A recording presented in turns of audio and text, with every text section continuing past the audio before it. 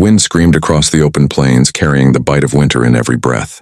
Jacob Thorne hunched low in his saddle, his coat soaked through, his horse snorting steam into the freezing dark. He'd been caught in the storm an hour too long, miles from his ranch, when something up ahead snagged his eye. A dark shape slumped beside the trail, half buried beneath snow and mud. At first, he thought it was just some unlucky deer that hadn't made it through the night. But as he drew closer, the shape twitched. Jacob pulled the reins, the horse whinnying in protest. He squinted through the slanting sleet, heart beating harder than he cared to admit. "Hello?" he called out, his voice almost swallowed by the storm. No answer, only the creak of saddle leather and the hiss of wind. He dismounted, boots sinking into the slush, and took a cautious step forward. The shape was small, curled tight beneath what looked like a tattered gray blanket. "Ma'am?" He tried again, kneeling. His fingers, stiff with cold, brushed away a layer of frost from the edge of the blanket. The faintest breath of sound came from underneath. "Just kill me fast." Jacob froze, the words hanging in the air between them, too soft, too broken to belong to anything living. He reached down and yanked the blanket back. What he saw made him stumble backward, hand flying instinctively toward the revolver on his hip.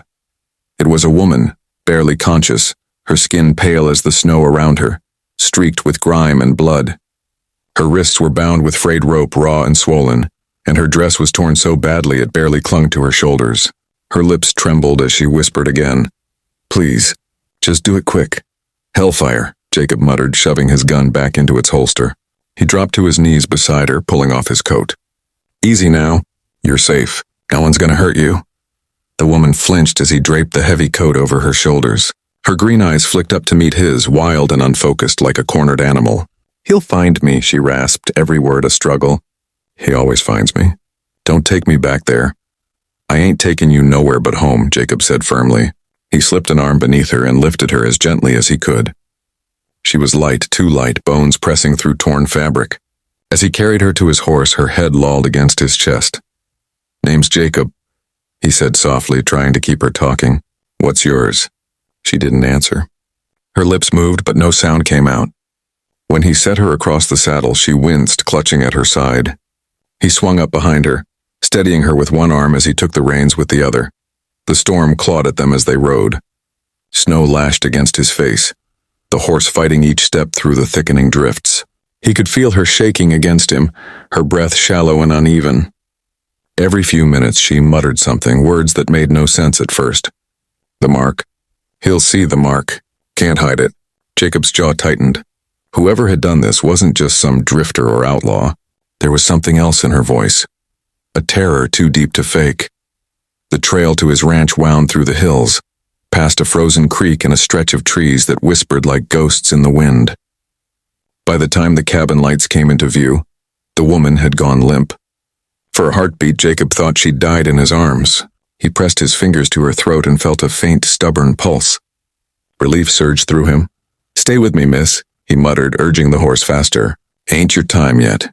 He reached the barn and carried her inside, laying her down on a pile of hay near the stove. The faint orange glow flickered over her bruised face. Her breathing was ragged, each exhale a small battle.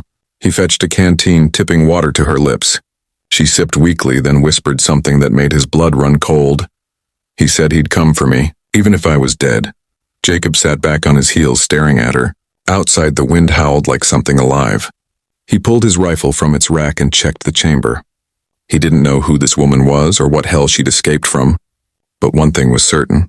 Whatever nightmare she was running from was still out there. And now, it knew exactly where she was. The first light of dawn crept timidly across the horizon, painting the sky in soft strokes of gray and amber. The storm had passed, leaving the world wrapped in a hush so deep it almost felt sacred. Jacob Thorne stood by the window of his cabin, arms folded across his chest, staring out at the snow-covered plains. His breath fogged the glass, and his reflection looked older than it had the day before, more tired, more burdened. Behind him, the fire crackled softly, throwing dancing shadows along the log walls. He turned when he heard a faint rustle. The woman stirred on the cot by the hearth, her face half hidden beneath a wool blanket. Her eyelids fluttered, then opened wide, disoriented. When she saw him, she tensed instantly, clutching the blanket tight to her chest. "Where am I?" she whispered, voice raw and uncertain. "My ranch." Jacob said, keeping his tone calm. "You were half dead out there last night. I brought you in before the cold finished the job." She blinked as if trying to decide whether to believe him. "You should have left me there," Jacob frowned.